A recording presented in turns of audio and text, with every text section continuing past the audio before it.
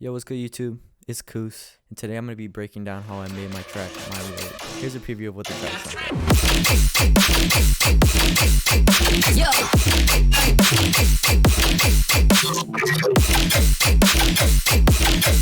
That's right.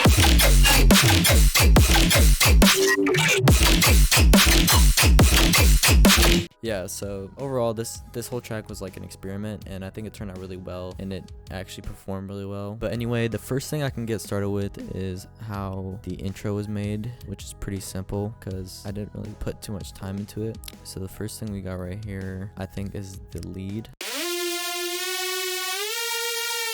Yeah, so basically the lead is something really simple patch. Yep, just literally a detune saw with a combs filter, just a little bit of vinyl just to fill it out, and we have this little ivory lead in the back.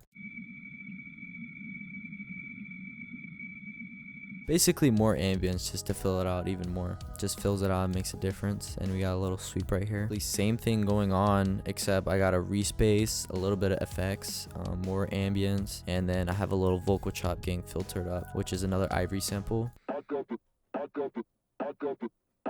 By the way, if you do not have Ivory Outer Sample Pack Volume 2, you're missing out because it's got very good samples in there, along with the Cashmere pack. Yeah, speaking of Cashmere, we got his horn in the intro.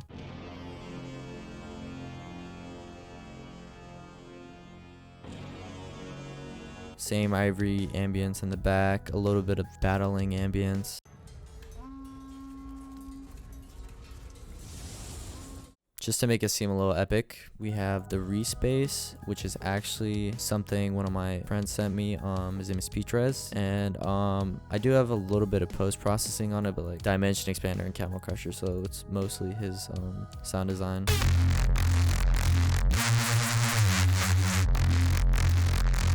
Yeah, so it's pretty sick. I'm glad he sent that over, and I think that's about it, aside from just an impact and a sub drop. Alright, now for the build up. Also very simple. We literally just have, I believe, a snare getting filtered up with the main drop sounds just getting reverb or washed back in, one riser, a cymatics riser, and like that's literally the build up. So we got the snare filtering up right here, and I believe the vocal that I had in the intro is getting filtered up as well. And then I filtered down the respace as well, just to, because when you have a bass element in the build up, I noticed that like filtering it down towards the end of the build up, it's very subtle, but it'll just like air it out, and it'll help get to the pre-drop vocal and just make it cleaner as well. And then I have the main elements getting washed in.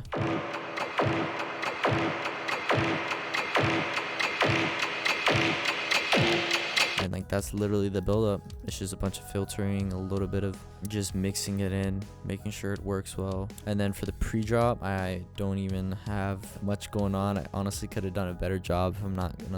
If I'm being honest. This is the pre-drop, which is basically that drop sound. This thing, which is from the drop as well, which is like a little ambient noise I created.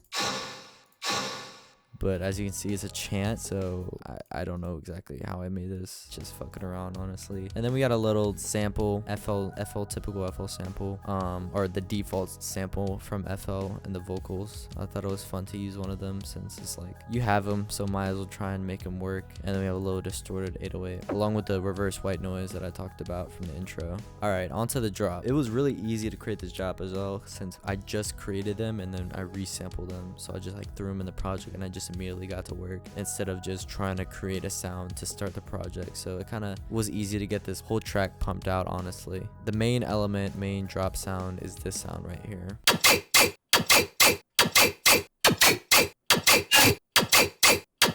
So it's pretty cool. It's really it's like metallic kind of, but like it has that disperser to it. But for the post-processing I did, boosted it with saturation, OTT, disperser, transpire. Transpire is pretty sick on some sounds. Just gotta make sure it's dialed, because if you like overdo it, it's just gonna sound like ass. Obviously I didn't fucking care because I just blast these to the maximum. I think for the sample itself, see, I just pitched it up and I just messed with some ring mod. I don't use ring mod too much anymore, because sometimes it can fuck with the key and you don't want that to happen, or the phase gets a little weird. It stereoizes itself too. I don't really know how it all works, but like sometimes it can just mess with the sound and do things you don't want it to. But sometimes you just have to double check and make sure it sounds good in mono, and like the side signal and all that is clean. So just double check if you're using ring mod and making sure it's in key as well. And next thing we got right here is a sub.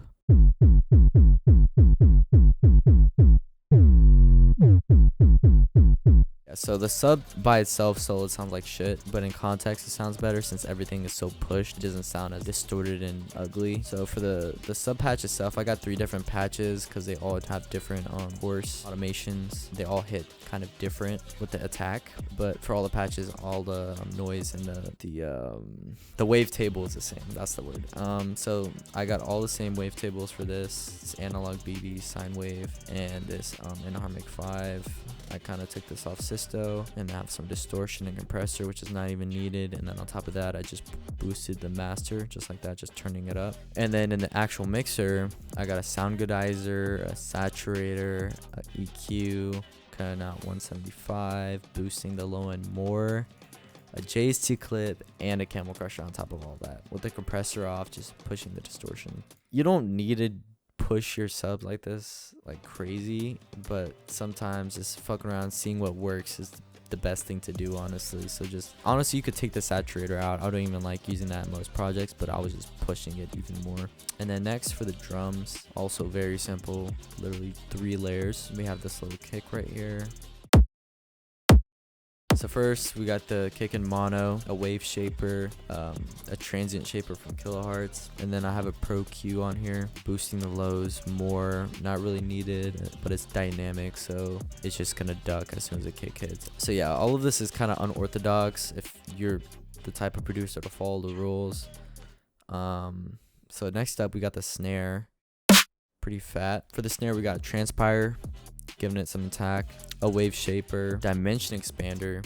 I started messing with dimension expander on drums ever since I watched a Kill Feed live stream. He talks about just adding some stereo to like your drums, just brings it to life a little bit, and I did it right here and it actually worked. I don't use as much dimension expander, but at this time I was using it a lot and it just worked well, so I think that's why I just left it for this track, and it makes your sounds just louder. And for the hats, I got a little bit of Vocodex.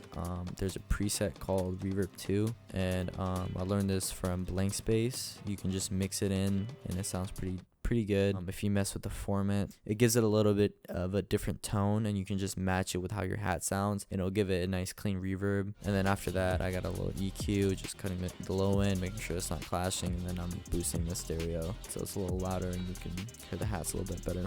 And then I have this sound basically hits every time the drum hits, and it's just filling it out essentially. So it's a weird sound. Yeah, I've had this for a while, resampled as well. Just filling it out, giving it some more room. I pushed it like crazy. Like not a lot of this stuff is not needed. Just there to fill it out and then give it the tone, because it just stays. These little one-shot quarter notes hit an F, and then the last one hits F sharp just to follow the rhythm. I mean, that's basically it for that sound, honestly. I just have it to fill out space. I don't really think I liked it as like it can't really be its own sound. It just kind of fills it out. And then I have this little ambient layer, as I said earlier, which is pretty sick, and it fills out the background as well. So that's pretty sick. So yeah, I was definitely just messing around, see with the ring mod, the times probably.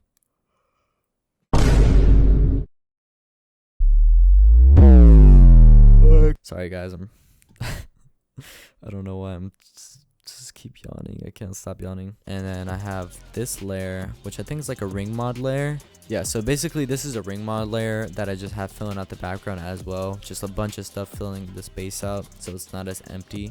Just a little bit of reverb, disperser, more ring mod on top of the ring mod, OTT, and then an EQ to finish it off. And it just fills it out and adds like a little high frequency.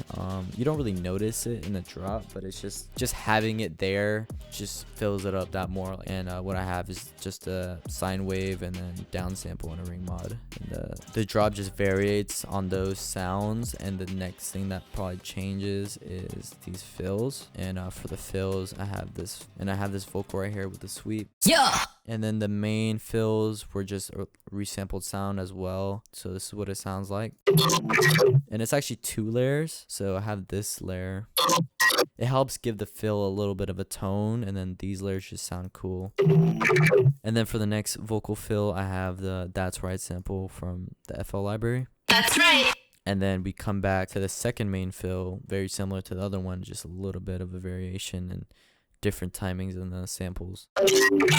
Those are pretty sick and help bring you in and out of the drop of the first drop, the last 8 bars. I'm pretty sure I just slowed it down, just did like a halftime with the main synth that just gave it a cool variation and just switched up the subflow a little bit. This is what the main sound like now.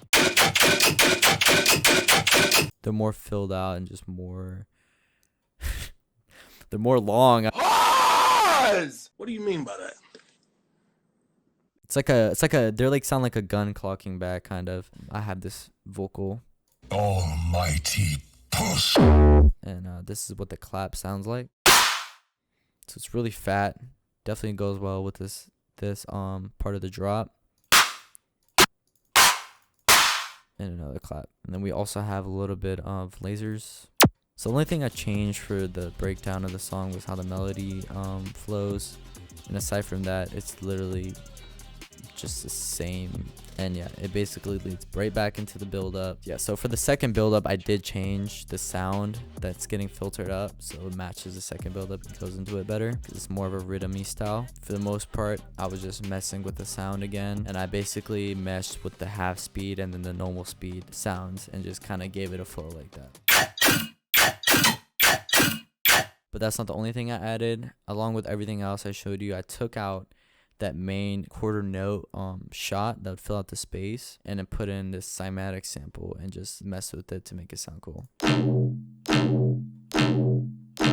So definitely I like this sound a lot better, and I think that's why this second drop sounds cleaner. I liked how it just fills up the space better than the other sound, while this sound is like it's just kind of muddy and like nasty. So in the drop though, it doesn't seem as bad since most of it's sidechained, so you just kind of hear the reverb part. Aside from the flow change, I add a little lead element, which is also a cymatic sample. I think having melodic elements in your drop just makes them so much better because as a listener, you can listen to it longer and it's so much easier on the ears. You don't want to just hear fucking noise all the time just because it's annoying. So throwing this in definitely helped. So it's cool. It's like a brass horn lead. Yeah, so for the sound, I just have disperser, sound goodizer, saturator, EQ, dimension expander, convulsion, just a whole bunch of stuff, pushing it. I don't even know why I have this EQ on here. It's not doing anything. I changed the melody a little bit in the last 8 bars of it, and then add a rim shot, and I basically called it a day. Aside from all that, I also changed the sub. So the sub is just definitely messing with the subflow helps so much because you can just get a different vibe from it. It just gave it a heavier rhythm vibe because it's just how the sub just like It's more about the flow in that aspect because the sub's not going so crazy. And yeah, I think that's about it. That for this track, it's just a lot of how I had resampled sounds and I was messing with different ideas and how it would turn out. For the master, I just have a standard clip, not using this imager, probably just checking in mono, making sure it sounds loud. Always want to do that. Span to see what frequencies you need to fill up or if anything's too loud in the frequency range, just double check that. Aside from just sound design, variations, filling out space, there's not too much that goes on with this track. It's just kind of the idea was there at the time. Please leave a thumbs up, subscribe, and drop a comment down below if you want another breakdown. I could break down Broken Bones if you want. Let me know what you're interested in, what I can do, and I hope you enjoy the video. Peace out.